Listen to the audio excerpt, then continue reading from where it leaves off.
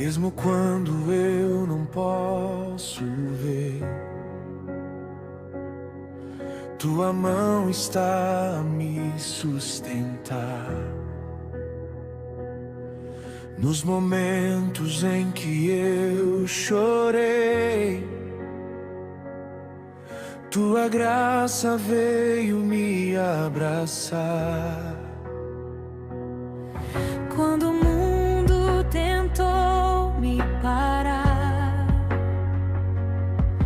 tua voz me ensinou a confiar.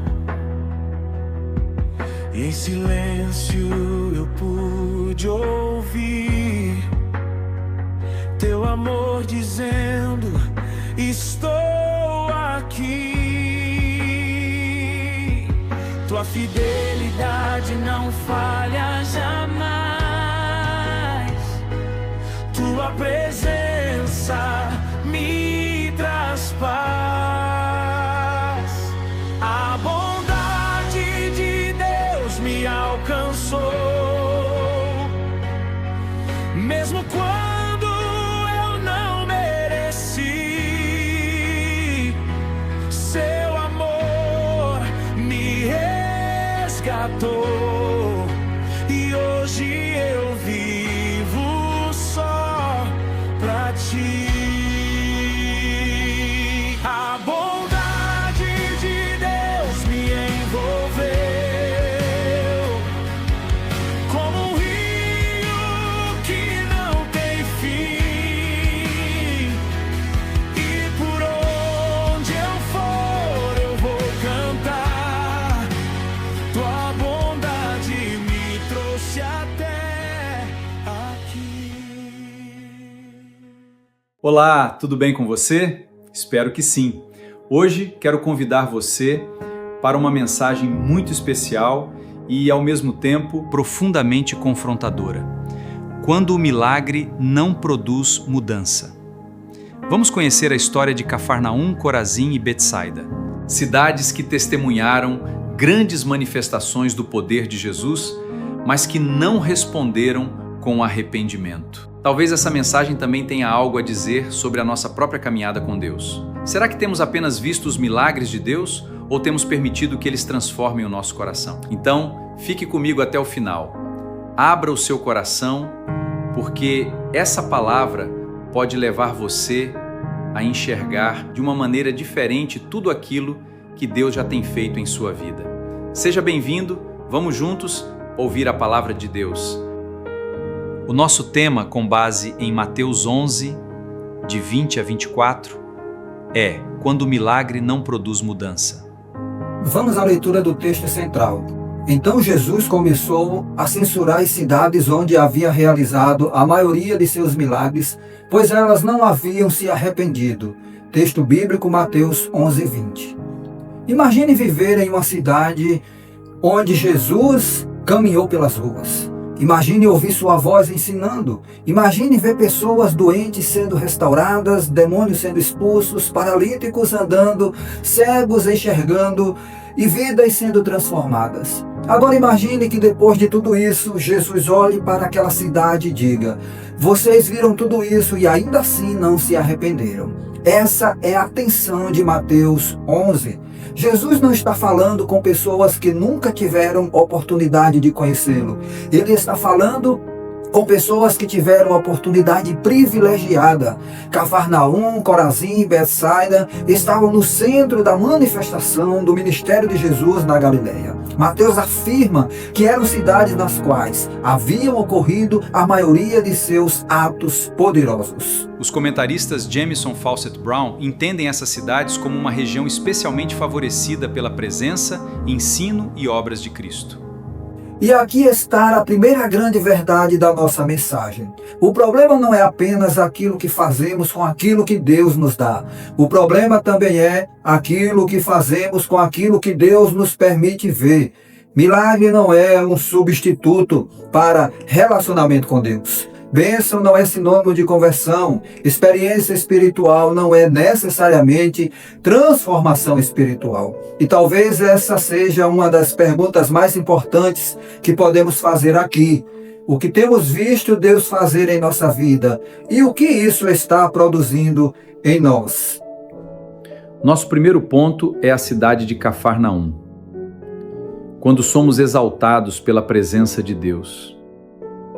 Texto bíblico, Mateus 11, 23. E você, Cafarnaum, será elevada até o céu? Não, será lançada até o lugar dos mortos. Cafarnaum ocupava uma posição especial no ministério de Jesus. Foi ali que Jesus estabeleceu sua base durante grande parte do ministério na Galileia. Ali aconteceram diversos milagres registrados nos evangelhos. A cura do servo do centurião, a cura da sogra de Pedro, a libertação do endemoniado, a cura do paralítico, entre outros. Ellicott observa que Cafarnaum havia testemunhado mais maravilhas registradas do que qualquer outra cidade. Mas existe uma ironia terrível. Cafarnaum recebeu muito de Deus, mas não respondeu proporcionalmente ao que recebeu.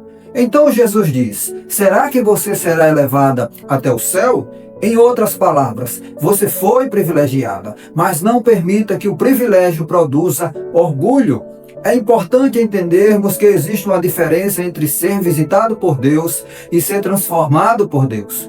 Podemos frequentar cultos, podemos ouvir sermões, podemos cantar, podemos experimentar momentos emocionantes, podemos testemunhar milagres, podemos conhecer profundamente a linguagem religiosa e ainda assim manter o coração distante de Deus. Calbart ajuda-nos a enxergar a profundidade dessa questão ao enfatizar que a fé verdadeira não nasce simplesmente da capacidade humana de reconhecer evidências, mas do próprio Deus que se revela em Jesus Cristo. Para Bart, a revelação de Deus em Cristo é ela mesma uma ação da graça divina. Portanto, o milagre pode estar diante dos nossos olhos, mas somente a graça pode transformar o coração. É como alguém que mora próximo a uma nascente de água pura, mas continua morrendo de sede. A água está disponível, a fonte está disponível, mas a pessoa não bebe. A fonte está perto, mas a pessoa não bebe. Não basta estar perto da fonte, é preciso beber da fonte. Talvez você esteja há anos dentro da igreja, talvez conheça a Bíblia, talvez tenha testemunhado resposta de oração, talvez já tenha visto Deus agir na sua família, mas a pergunta é, o que tudo isso produziu dentro de você? Porque Deus não deseja apenas nos impressionar, Ele deseja nos transformar. Nosso segundo ponto é a cidade de Corazim. Quando Deus faz mais do que conseguimos perceber. Texto bíblico, Mateus 11, 21. Ai de você, Corazim! Ai de você, Betsaida! Aqui encontramos algo surpreendente. Não temos nos evangelhos um catálogo dos milagres realizados por Jesus em Corazim. Mesmo assim, Jesus afirma que milagres aconteceram ali. Isso nos ensina algo extraordinário. Os evangelhos não registram tudo o que Jesus fez, mas João afirma, Jesus também fez muitas outras coisas. Se todas fossem registradas uma por uma, penso que nem o mundo inteiro poderia conter os livros que seriam escritos. João 21, 25. Portanto, nosso conhecimento da atuação de Cristo é necessariamente limitado. Um comentário de Bertolin chama a atenção justamente para isso. Os evangelhos apresentam apenas uma seleção das obras de Jesus. E aquilo que desconhecemos sobre sua atuação é muito maior do que aquilo que conhecemos. Isso deveria produzir em nós humildade. Às vezes pensamos, eu sei exatamente tudo o que Deus está fazendo. Não sabemos. Há coisas que Deus fez que nós nunca percebemos. Há livramentos que nunca identificamos. Há portas que Deus fechou sem que soubéssemos o motivo. Há perigo dos quais talvez nunca saberemos que fomos preservados. Há orações respondidas de maneiras que não reconhecemos. Corazim nos lembra que a ausência de registro não significa ausência da ação de Deus.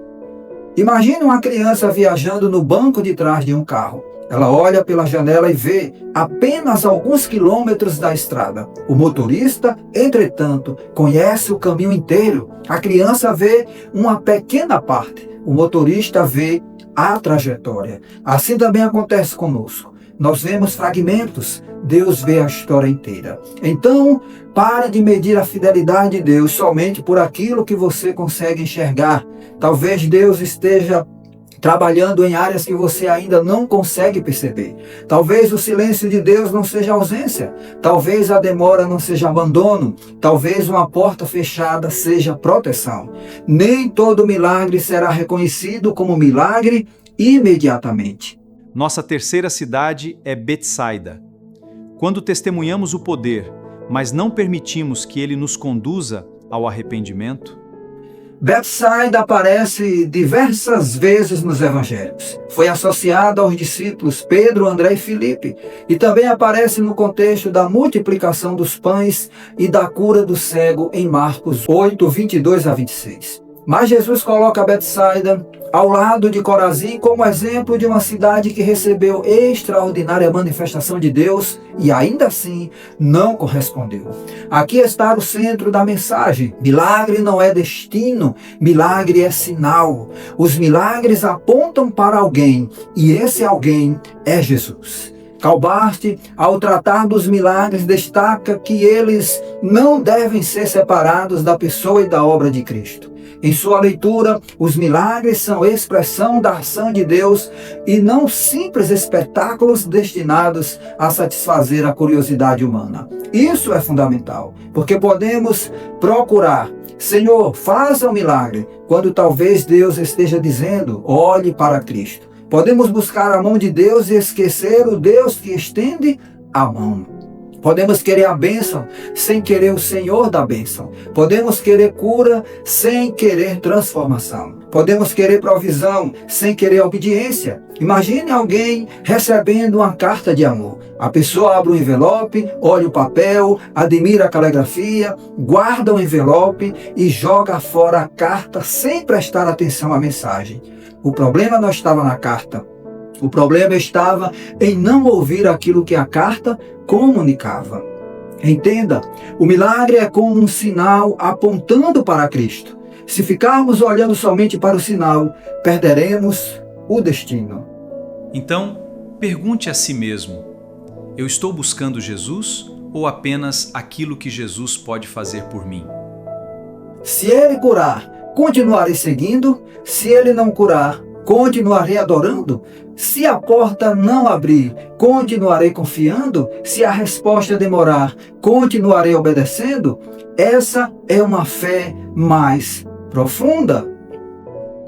Nosso quarto ponto é: o grande problema das três cidades, elas não se arrependeram.